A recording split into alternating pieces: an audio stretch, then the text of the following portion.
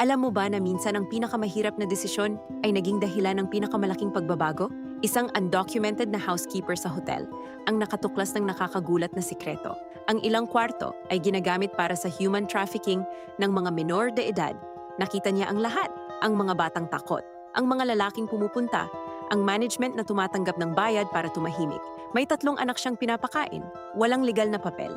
Kapag tumawag siya sa pulis, madedeport siya agad, pero hindi siya makatulog sa gabi. Kaya sa loob ng 2 buwan, habang naglilinis ng mga kwarto, kumuha siya ng mga litrato. Sinulat niya ang mga license plate, nag-ipon ng ebidensya, kahit takot siyang mawalan ng trabaho, kahit alam niyang mapapanganib ang pamilya niya.